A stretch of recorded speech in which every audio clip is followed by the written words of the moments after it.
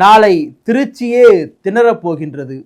விடுதலை சிறுத்தைகள் கட்சியினுடைய மாபெரும் பேரணி, மதச்சார்பின்மை பேரணி நாளை விசிகாவின் தலைவர் டாக்டர் திருமாவர்களுடைய தலைமையில் நாளை நடக்கவிருக்கின்றது. வெறுமனையாக இது விடுதலை சிறுத்தைகள் கட்சியினுடைய பேரணியாக மட்டும் நாம் பார்க்க வேண்டுமா? இல்லை. யாரெல்லாம் மதச்சார்பின் மீது நம்பிக்கை கொண்டுள்ளார்களோ, யாரெல்லாம் இந்த இந்தியாவை ஒரு மதச்சார்பு நாடாக தான் இருக்க வேண்டும் என்று விரும்புகிறார்களோ, அப்படி இருக்கக்கூடிய அனைத்து தோழர்களுமே நாளை பங்கேற்க வேண்டிய பேரணி. ஏனென்று சொன்னால் நம்முடைய பங்கேற்பு தான் இந்த இந்தியாவை ஒரு மதச்சார்பின நாடுதான் இந்த இந்தியா. ஒரு நாளும் டாக்டர் அம்பேத்கர் அவர்களால் எழுதப்பட்ட இந்த இந்திய அரசியலமைப்பு சட்டத்தை ஒரு நாளும் இங்கு இருக்கக்கூடிய மதவாதிகள் அதை சிதைக்க முடியாது, உடைக்க முடியாது என்கின்ற ஒரு அச்சத்தை நம்ம எதிர்க்கக்கூடிய மதவாதிகளுக்கு எதிராக நாம் காட்ட வேண்டிய ஒரு ஒற்றுமை பேரணி நாளை நடக்கவிருக்கின்ற மதச்சார்பின்மை பேரணி. டாக்டர் திருமாவர்கள் புரட்சியாளர் டாக்டர் அம்பேத்கர் அவர்கள் போல நீல கலர்ல கோட்டு, நீல கலர்ல பேண்ட், வெள்ளை சட்டை, சிகப்பு டை அணிஞ்சிட்டு வாங்க, குறைஞ்சது பேரணியில ஒரு 10,000 பேராவது டாக்டர் அம்பேத்கர் போல வரணும் அப்படின்றத சுட்டி காட்டிருந்தாரு. எனக்கு தெரிஞ்சு நான் முகநூல் முழுக்க பார்த்த நிறைய சமூக வலைதளத்தில் பார்த்தேன்.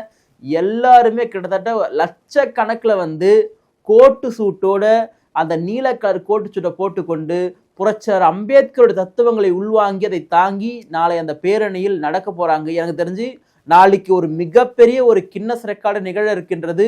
ஒரே மாதிரி நீல கலர் கோட்டு சுட்டோடு இத்தனை பேர் வளம் வந்தாங்க, இத்தனை லட்சம் பேர் வந்தாங்க அப்படின்ற ஒரு மாபெரும் ஒரு கின்னஸ் சாதனை நடக்க போகின்றது. நாளை நிச்சயமாக அந்த பேரணியில் நானும் பங்கேற்கிறேன்.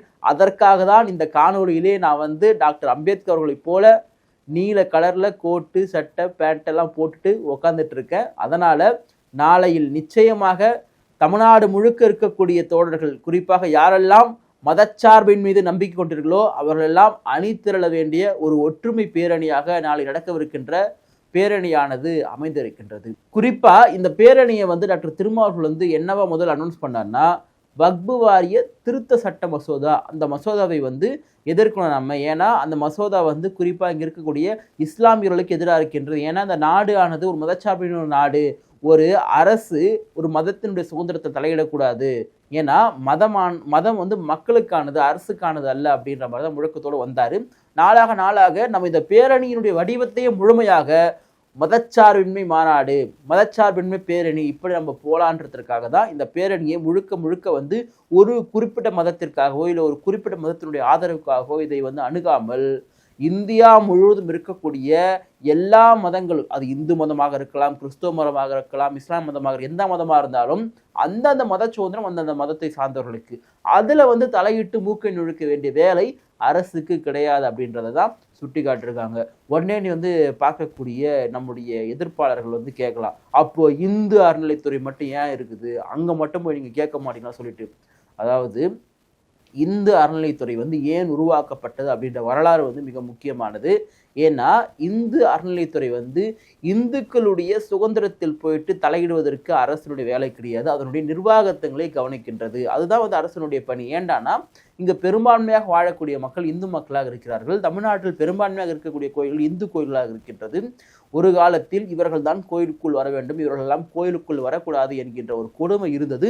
அந்த கொடுமை இன்றைக்கும் தமிழ்நாட்டில் நிறைய தொடர்ந்து கொண்டு இருக்கின்றது. அப்போ இவ்வளவு நிர்வாக சிக்கல்களும் இவ்வளவு மத சிக்கல்களும் அங்கு இருப்பதனால் அதை கண்காணிப்பதற்காக ஒரு குழு இருக்க வேண்டும், அதனுடைய சொத்துக்களை பராமரிப்பதற்காக ஒரு குழு இருக்க வேண்டும் என்பதற்காக தான் அரசால் ஏற்படுத்தப்பட்ட ஒரு அமைப்பு இந்து சமய அறநிலைத்துறை.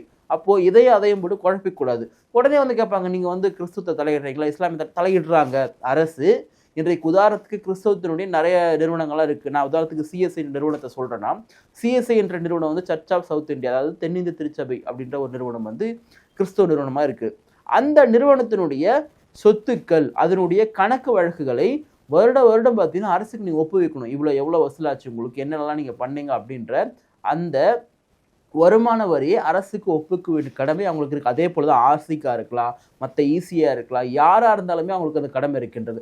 அப்போது அரசு நீங்கள் மதத்தில் தலையிடலை, அதாவது எந்த மதத்தினுடைய சுதந்திரத்திலும் தலையிடலை, ஆனால் அதை கண்காணிக்கின்றது, ஒரு ஒழுங்குபடுத்துகின்றது, ஒரு நிறுவனப்படுத்துகின்றது. அப்போ இந்த வேலையை தான் அரசு செய்யணுமே தவிர ஒரு மதத்தினுடைய சுதந்திரத்திலும் தலையிடுவதற்கு அரசுக்கு எந்த விதமான உரிமையும் கிடையாது அப்படின்றது தான் நம்முடைய இந்திய அரசியல் சட்டம் சொல்லக்கூடிய. இந்திய அரசியல் சட்டம் என்ன சொல்கின்றது? மத சுதந்திரத்தை கொடுத்திருக்கின்றது. நாம ஒரு மதத்தை பின்பற்றலாம், அந்த மதத்தை தொழுது கொள்ளலாம், அந்த மதத்தை நம்ம பரப்பலாம் அப்படின்ற ஒரு சுதந்திரத்தை இந்திய அரசியலமைப்பு சட்டம் டாக்டர் அம்பேத்கர் அவர்கள் மூலமா வழங்கப்பட்டிருக்கு. அப்போ இந்த மதத்தை தான் நீ வந்து தொழுது கொள்ள வேண்டும், இந்த மதத்தை நீ தொழுது கொள்ளக்கூடாது என்று சொல்வதற்கு அரசுக்கே உரிமை கிடையாது. அது எப்பேற்பட்ட அரசா இருந்தாலும் மதத்தில் தலையிடுவதற்கு உரிமை கிடையாது அப்படின்றதான் இந்திய அரசியலமைப்பு சட்டம் சொல்லியிருக்கக்கூடியது. ஆனால் இப்போ இந்த வக்பு வாரி திருத்த சட்டம் இஸ்லாமியர்களுக்கு எதிராக வந்து நம்பப்படுகின்றது.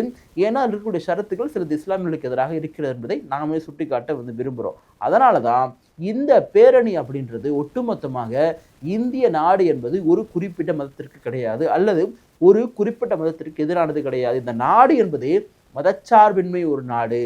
அப்போ இந்த மகத்தான ஒரு பேரணியை ஏன் மற்ற கட்சிகள்லாம் முன்னெடுக்க விரும்பல, ஏன் மற்றவங்களாம் தோணலை அப்படின்னா, ஒவ்வொரு கட்சிகளுக்குமே தேர்தலில் வெற்றி பெறணும், எத்தனை சீட்டு வின் பண்றோம், எத்தனை எம்எல்ஏ வச்சிருக்கிறோம், ஆட்சியை பிடிக்க போறோமா அப்படின்னு தான் இருக்கும்.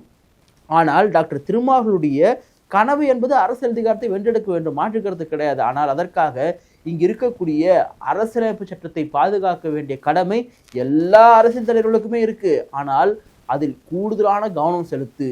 அந்த அரசியலமைப்பு சட்டம் சேர்ந்து விடாமல் இன்றைக்கும் பாதுகாக்கக்கூடிய ஒரு மகத்தான ஒரு தலைவராக தமிழ்நாட்டில் இன்றைக்கு இருக்கின்றார்.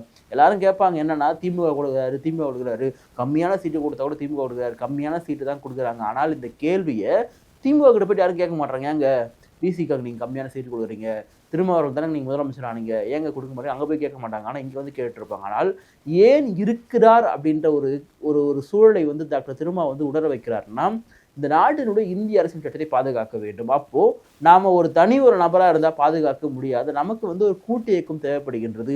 இந்த அரசியல் சட்டத்தை பாதுகாக்க வேண்டும் என்ற எண்ணம் தேவைப்படுகின்ற எல்லா அரசியல் கட்சிகளும் ஒன்றிணைந்து அவர்களோடு பங்கேற்க வேண்டிய தேவை இருக்கின்றது காரணத்துக்காக தான் இந்த நாட்டினுடைய இந்திய அரசியல் சட்டத்தை பாதுகாக்க வேண்டும் நோக்கத்திற்காக தான் டாக்டர் திருமா திமுக கூட இருக்காரு. அதனால சீட்டுக்காக நோட்டுக்காக இருக்கக்கூடிய தலைவர் டாக்டர் திருமா இல்லை அப்படின்றத நம்முடைய இந்த தேர்தல் வரலாற்றை தெரிந்தவர்களுக்கு நன்றாகவே தெரியும்.